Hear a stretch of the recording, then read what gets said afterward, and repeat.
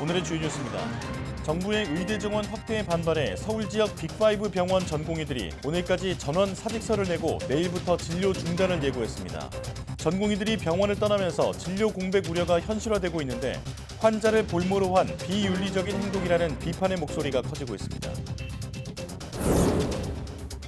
국내 연구진이 나노 크기의 작은 입자에 엔진과 클러치, 로터 등을 모두 넣은 나노 로봇을 개발했습니다.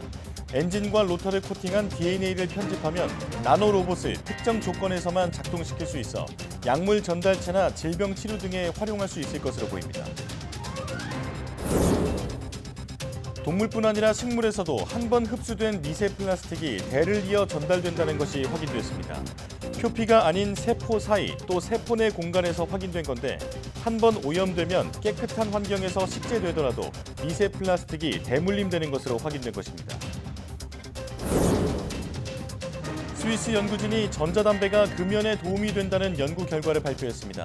연구진은 전자담배의 금연 효과가 건강에도 안전한지 파악하는 후속 연구를 진행할 예정인데 이번 연구가 오히려 젊은 층을 새로운 흡연자로 만들 수 있다는 우려도 제기되고 있습니다.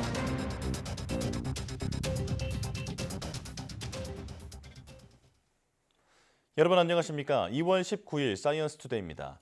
먼저 의료계 소식입니다. 정부의 의대 정원 확대에 반발하며 700명이 넘는 전공의가 사직서를 제출한 것으로 파악됐습니다. 이른바 빅5 대형 병원 전공의들은 오늘까지 전원 사직서를 내고 내일부터 진료 중단을 예고했는데 정부는 엄정 대응할 방침입니다. 먼저 최기성 기자입니다.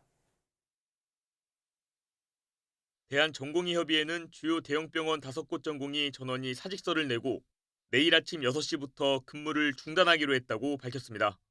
대형병원 5곳에만 전체 전공이 21%가량인 2,700여 명이 소속돼 있어 한꺼번에 떠날 경우 진료 공백이 불가피합니다. 제출 시한인 오늘까지 얼마나 많이 사직서를 낼지는 아직 예상할 수 없습니다.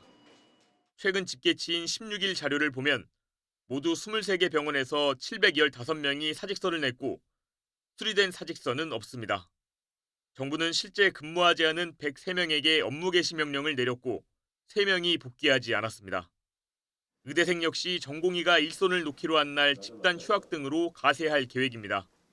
대한의사협회 비상대책위원회도 정부를 상대로 총력투쟁을 선언했습니다. 어쨌든 전공의들 사직서를 내겠다고 그러고 있는 거고 교수들이 이미 당직 스케줄을 짜서 돌고 있거든요. 이게 본인이 못 버티는 상황이 되게 되면 우리도 사표 내고 나가야 되는 거 아니냐 이런 얘기들이 지금 있어요. 이에 따라 의협은 오는 25일 규탄 대회를 열고 회원 10만여 명을 대상으로 투표를 진행할 예정입니다. 무기한 파업 같은 투쟁 시작과 종료 시점을 투표로 결정할지 말지를 묻는 방식입니다. 이 같은 의사단체 집단행동 움직임에 정부는 합리적인 대화의 장으로 나와달라면서도 업무 개시 명령 등 법적 대응을 예고했습니다. 전공의 분들이 실제 집단 행동에 들어갈 경우에는 정부는 국민의 건강과 생명을 지키기 위해서 법에 부여된 의무에 따라 가지고 필요한 조치를 취하도록 하겠습니다.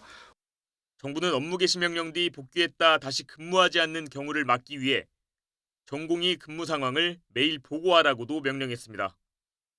또 집단 행동이 현실화할 때를 대비해 전국 400곳 응급의료기관을 중심으로 비상 진료 체계를 운영하겠다고 설명했습니다. YTN 최기성입니다. 이처럼 대형 병원 전공의를 중심으로 집단 행동이 가시화하면서 진료 공백 우려가 이미 현실화되고 있습니다. 실제로 수술이나 진료 일정이 밀린 환자 사례가 잇따르고 있지만 하소연할 곳도 없는 처지인데요. 환자를 볼모로 한 비윤리적인 행동이라는 비판의 목소리가 커지고 있습니다. 유서현 기자입니다. 서울 시내 대형 병원에 췌장암으로 입원한 아내를 돌보고 있는 박홍기 씨. 갑자기 진료 일정이 미뤄졌다는 병원 연락을 받았습니다. 이번 주 예고된 전공의들의 진료 중단 때문이었습니다. 뭐 병이 아니고 뭐 응급 환자, 암 이런 종류이기 때문에 시간을 다투고 이런 과정에서 진료가 조금 늦어진 게 대해서 조금 보호자로서 걱정이 많이 됩니다. 치료를 담당했던 의사가 사직서를 냈다며 당분간 못 보게 됐다는 통보를 받는 경우도 많습니다. 언제 다시 진료를 받을 수 있을지 환자 가족들은 불안할 수밖에 없습니다. 선생님이 아마 제가 내일부터는 이제 그만둔다, 못 나올 것이다라는 얘기만 남편한테 했대요. 균이 감염이 됐는데 이거를 제때 치료 안 하면 어떡하지? 아이, 설마 지금 내가 그렇게는 위로하고 있지만 남편도 불안해하죠. 급하지 않은 수술을 미루기 때문에 문제 없다는 게 의사단체 얘기지만 당장 병상에 있는 환자와 보호자들은 속이 타들어갑니다.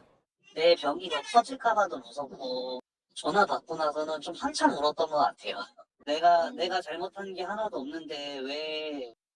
이런 가운데 의료계의 집단 행동에 대해 의료대란 우려와 함께 비판하는 목소리가 갈수록 커지고 있습니다. 간호사를 주축으로 한 보건의료노조는 의사들이 국민 생명을 내팽개치는 비윤리적인 행위를 한다고 강하게 비판했습니다. 국민 여론도 의사단체 집단 행동에 명분이 없다고 보는 추세입니다. 국민 10명 가운데 8명 가까이가 의대 정원 확대에 찬성한다는 여론조사 결과가 나왔습니다.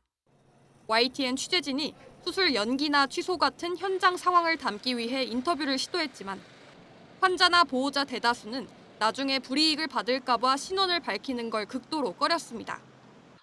전공의 집단 사직이 코앞으로 다가오면서 진료 차질도 현실화한 가운데 아무 잘못 없이 볼모가 된 환자들의 불안감만 커지고 있습니다. YTN 유서연입니다. 보신 것처럼 주요 대학병원 전공의들이 정부의 의대 증원 계획에 반발해 병원을 떠나기로 했는데요. 의사들의 집단 행동은 지난 2000년 첫 의료 파업 이후 이번이 4번째입니다. 과거 3차례 의료 파업은 어떤 배경에서 어떻게 진행됐는지 신지원 기자가 돌아봤습니다. 의사들이 처음 집단 행동에 나선 건 지난 2000년 의약 분업 사태 때였습니다. 당시 진료와 처방은 의사가, 조제와 투약은 약사가 하도록 분리하는 정책에 반대하며 총 5차례 파업을 벌였습니다. 집행부 단식과 집단 휴진, 거리 행진까지 개원의와 전공의 참여율은 90%에 달했습니다. 의약분업에 대한 정부안이 개정될 수가 없는 현 상황이라면은 우리는 그대로 이번에 휴진에 들어갈 수밖에 없습니다. 의약분업이 시행된 뒤에도 파업은 계속됐고 결국 정부는 업무 개시 명령에 불복한 의사들을 고발했습니다. 당시 파업을 이끈 의협회장은 의료법 위반 등의 혐의로 실형 선고를 받고 의사 면허가 취소됐습니다. 지난 2014년에는 원격 의료 추진에 반발해 의사들이 거리로 나섰습니다. 그러나 개원의들의 집단 휴진 비율이 전공의 참여율에 못 미치는 등 내부에서도 큰 호응을 얻지는 못했습니다.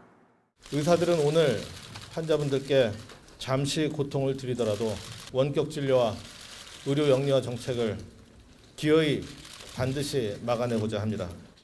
2차까지 간 집단 휴진은 정부와의 합의로 철회됐지만 당시 의협회장 등 집행부 2명은 재판에 넘겨졌습니다.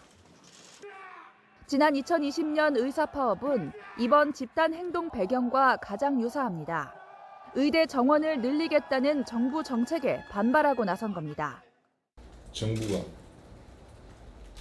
의료에 충분히 또는 조금이라도 소통하지 않고 일방적으로 의대 정원 증원의 확대, 공공의대 설립 이런 것들을 했기 때문입니다.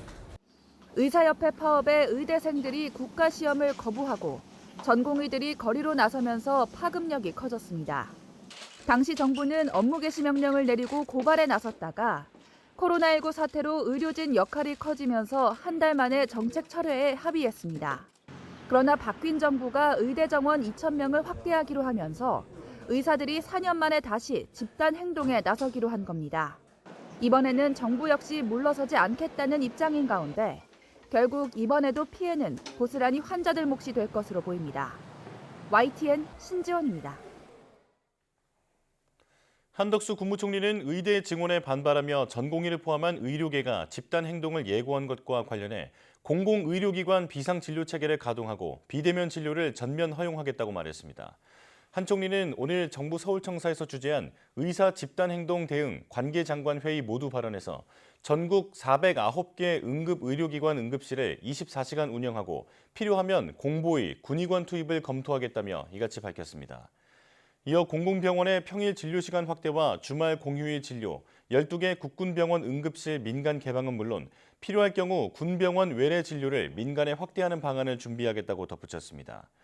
또 만성 경증 환자의 의료기관 이용 어려움이 없도록 집단 행동 기간 비대면 진료를 전면 허용할 계획이라고 설명했습니다. 한 총리는 의료기관 운영 시각과 비대면 진료 이용 정보의 충분한 안내와 병원별 비상진료 준비 상황을 철저히 점검해달라며 의사단체를 향해서는 대화의 문이 열려 있는 만큼 지금이라도 정부 의료개혁에 동참해 주길 바란다고 호소했습니다. 전공의들의 집단 행동이 초읽기에 들어간 가운데 간호사들이 정부의 이른바 진료보조 간호사, PA 간호사 활용 계획에 적극 협조하기로 했습니다.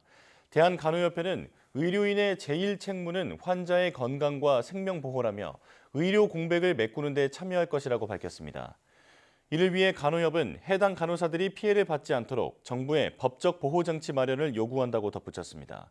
앞서 정부는 전공의들이 집단 행동에 나서면 PA 간호사를 활용하는 것을 검토하겠다고 밝힌 바 있습니다. 수술실 간호사 등으로 불리는 PA 간호사는 수술장 보조와 검사 시술, 응급 상황 시 보조 등의 역할을 하면서 일부 의사 역할을 대신하고 있고 전국에 10,000명 이상 활동하는 것으로 알려졌습니다.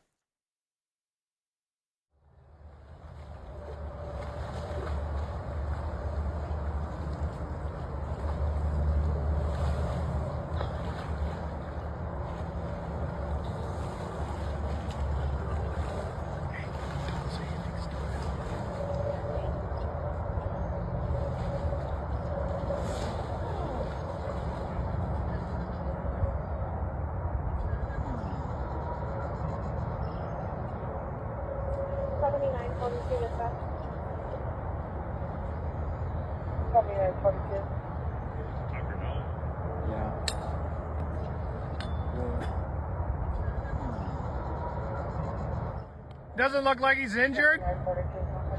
No, but he's cold. Yeah.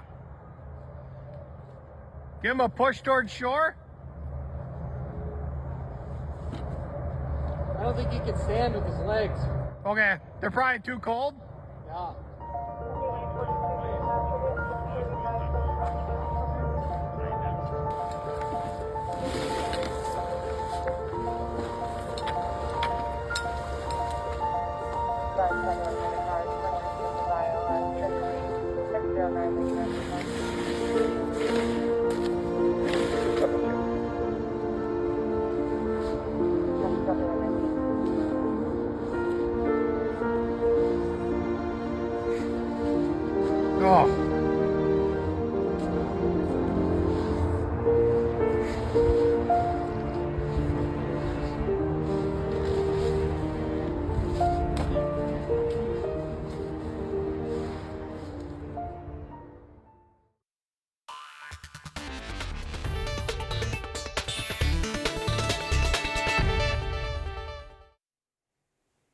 동물이 한 번 섭취한 미세 플라스틱은 먹이 사슬을 통해 상위 단계로 전달되고 대를 거쳐 태아에게까지 영향을 미친다는 사실은 이미 알려졌는데요.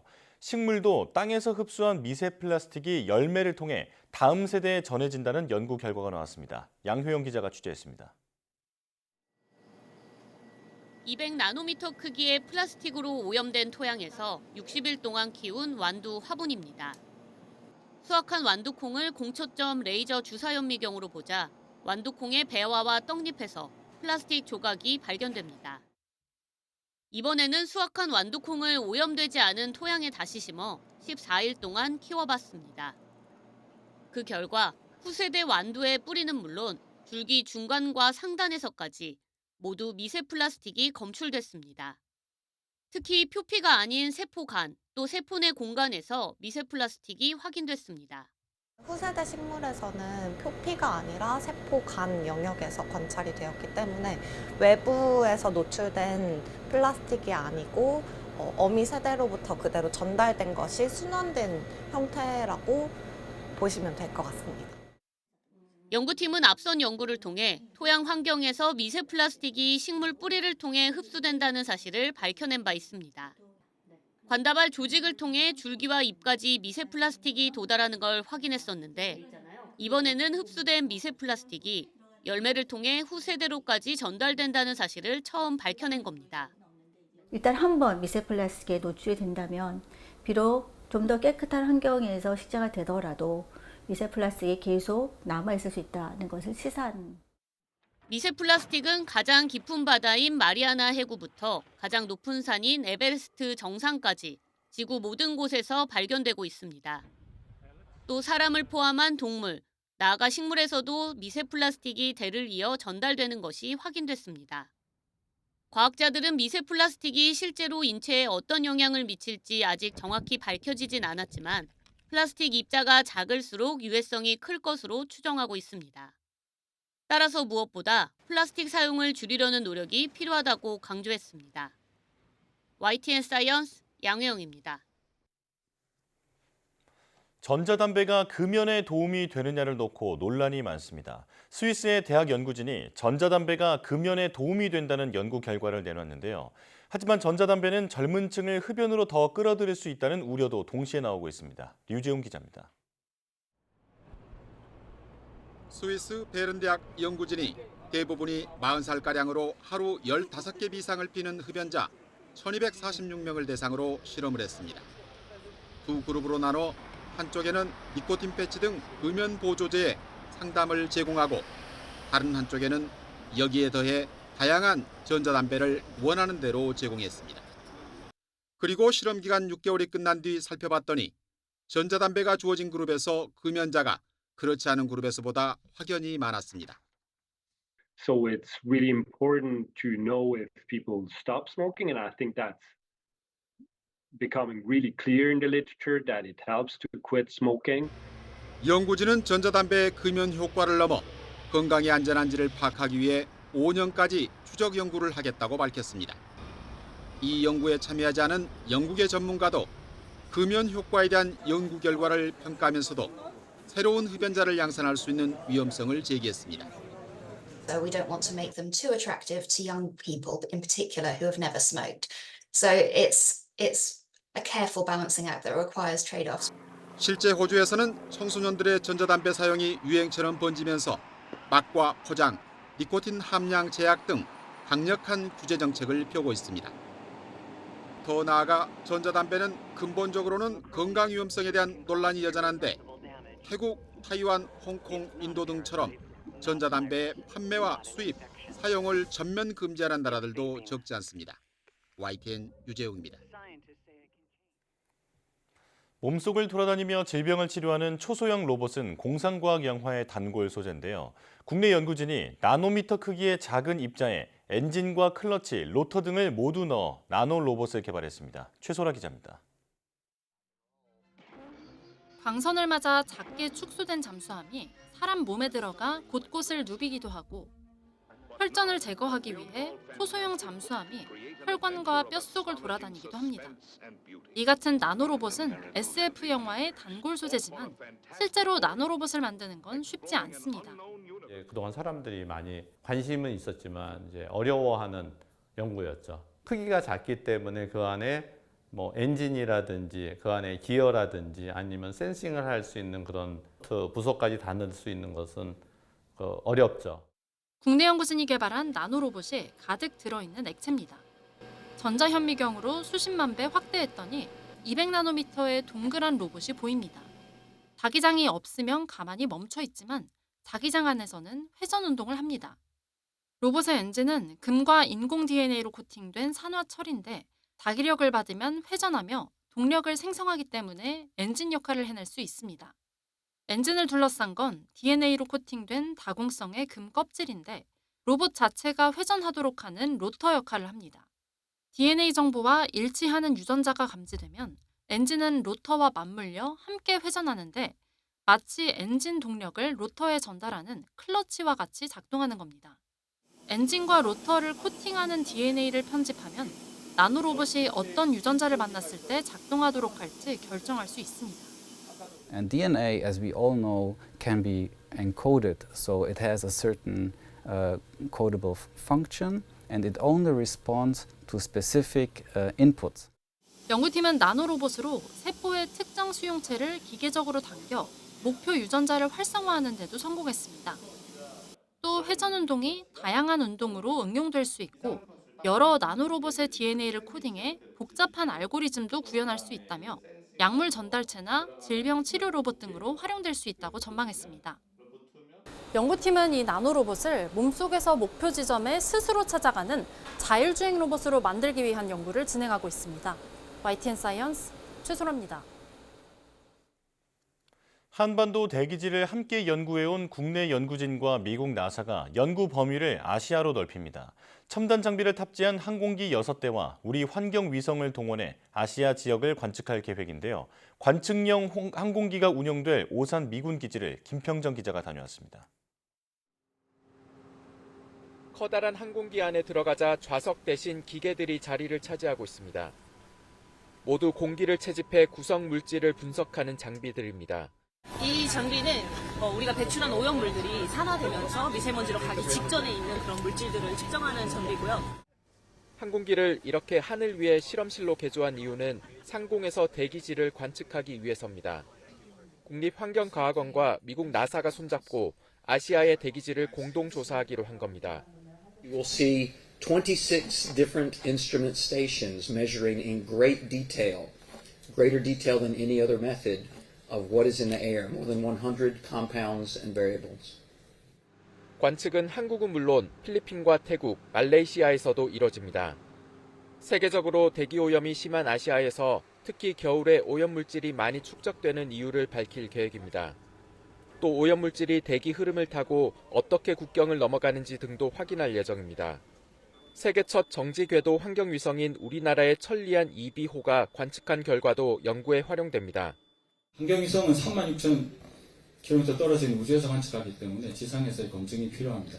지금 한 10개 국가가 참여해서 총 20곳에 관측소를 설치하고 있습니다.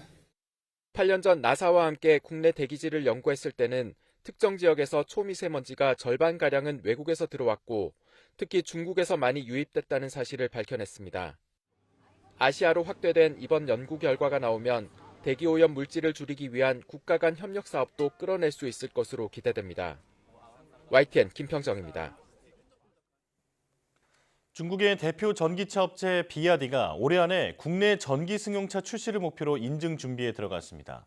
저렴한 가격을 앞세워 세계 시장을 공략 중인 중국산 전기차가 우리 시장에는 어떤 파급 효과를 불러올지 주목됩니다. 김태민 기자입니다.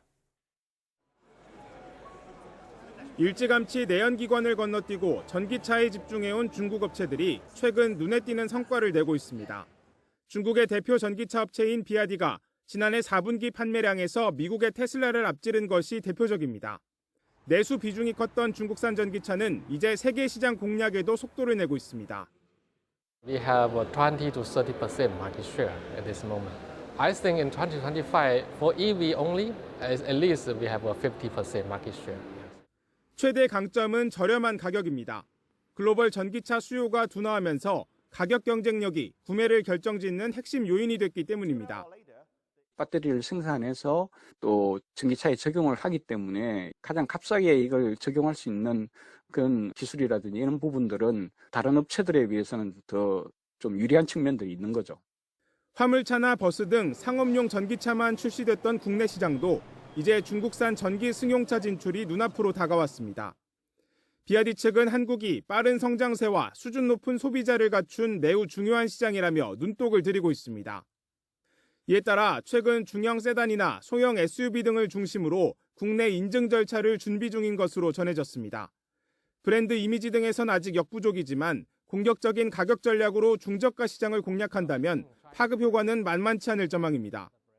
보조금을 받지 않고도 국내에서 현대기아차와 경쟁할 수 있는 그러한 가격대를 책정해서 모델을 투입할 경우에는 국내 소비자들이 선택을 할 가능성이 높다는 거죠. 중국산 전기차는 이미 유럽 시장에서 좋은 평가를 받을 만큼 성장세도 가팔라 국내 자동차 업계의 대응 전략 역시 한층 더 정교해져야 할 것으로 보입니다. YTN 김태민입니다.